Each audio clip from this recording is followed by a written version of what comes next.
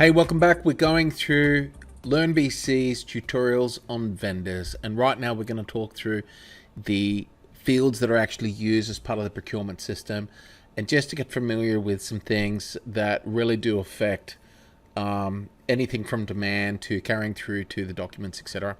So let's start off. First thing, quite logical, is your name. There's not really much else to do in the general tab. Like, everything here is really internal, and we're going to go down into address and contact. All of this is important, including our account number of the vendor. Okay, so we've covered this already in previous tutorials. I'm going to skip Xflow, invoicing, things that are important for us that do affect things. Pay to vendor number is an interesting thing. So if you're doing parent-child and you want to do,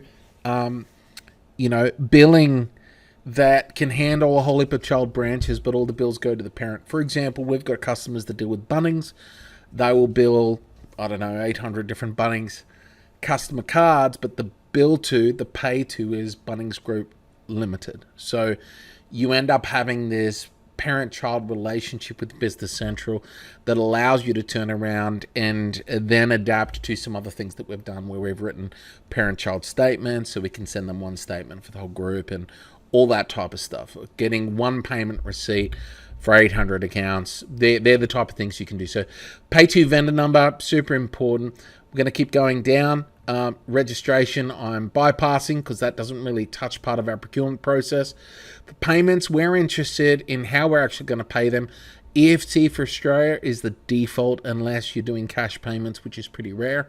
Application method, we always keep as manual. We allow ourselves the payment terms to be set up. Vendor details, EFT details should be set up. And after this, the kicker really is the receiving piece. So what are we doing when we're procuring? Which location?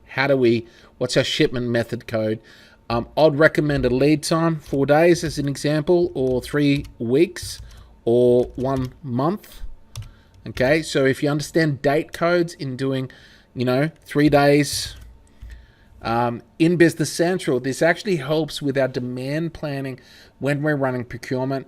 And the next thing that we've got a base calendar code, which if you've got a customer dealing nationally and they've got offices and branches in each state, their concern for demand planning would be putting in the base calendar codes, which means every state would have its own base calendar, and the calendar says which days they're open and which they're not, which helps us with the demand planning piece. So from a procurement perspective, these are the key fields that we'd be talking to. There are a few others, okay? So we go to the vendor card and we'd be talking dimensions. So I can see here that I would want the dimension, and it's mandatory. So if this was blank and we went to post, it would fail, and it says, hey, you need to do that. That came in from the vendor template. And the other thing for us, we refer to as item references. This means that when we do a purchase order to this vendor, their item numbers will be on their purchase order, which makes it easier for them. So it's a cross-reference with your system. You can use your own code for your items. You don't have to use your vendor's codes. They use their own codes, and then our references table maps it all together. That is all we need to turn around and have a healthy procurement lifecycle within Business Central.